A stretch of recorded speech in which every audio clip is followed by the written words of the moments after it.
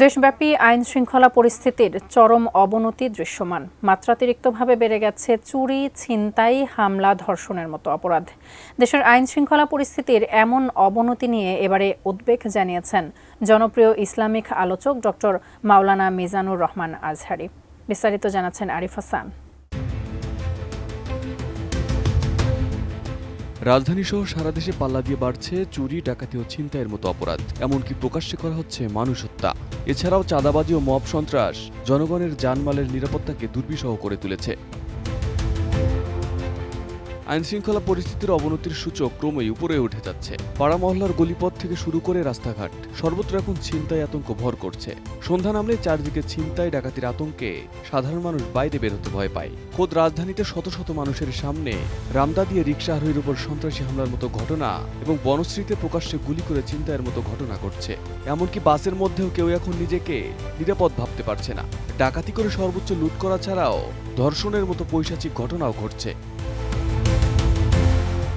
Vision hot and cool AC 4-way solenoid valve টেকনোলজিতে heating ও cooling দুই মোডেই কাজ করে সমানভাবে। Vision hot and cool AC. প্রতিদিনই সারা দেশে এরকম অপরাধ চিত্র বাড়ছে। আর এসব অপরাধের নানা ভিডিও সামাজিক যোগাযোগ মাধ্যমে ছড়িয়ে পড়ায় নিরাপত্তা নিয়ে জনমনে দেখা দিয়েছে ভীতি।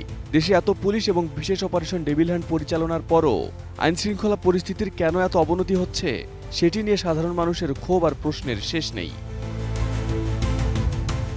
দেশের আইনশৃঙ্খলা পরিস্থিতির এমন অবস্থার কারণ হিসেবে সরকারের ব্যর্থতাকে দায়ী করছেন সাধারণ জনগণ। উদ্বেগ জানিয়েছেন রাজনৈতিক দলগুলো। এমনকি দাবি উঠেছে স্বরাষ্ট্র উপদেষ্টার পদত্যাগেরও। দেশের চলমান আইনশৃঙ্খলা পরিস্থিতির এমন অবনতি নিয়ে এবার উদ্বেগ প্রকাশ করেছেন আলোচিত ও জনপ্রিয় ইসলামিক আলোচক ডক্টর মাওলানা মিজানুর রহমান আজহারী। সোমবার সন্ধ্যায় নিজের ভেরিফাইড ফেসবুক পেজে দেওয়া স্ট্যাটাসে তিনি উল্লেখ করেন, সারা দেশে আইনশৃঙ্খলার অবনতি হচ্ছে, সাধারণ মানুষ চিন্তিত। এ অবস্থায় জননিরাপত্তা নিশ্চিত করতে সরকারের প্রতি যথাযথ পদক্ষেপ গ্রহণের আহ্বান জানান তিনি। কামনা করেন নিরাপদ জনজীবন ও জনমনে স্বস্তি ফিরে আসার। এদিকে স্বরাষ্ট্র উপদেষ্টার জরুরি সংবাদ সম্মেলনের পর সোমবার সন্ধ্যার পর থেকেই কাজ শুরু করেছে আইনশৃঙ্খলা রক্ষাকারী বাহিনী।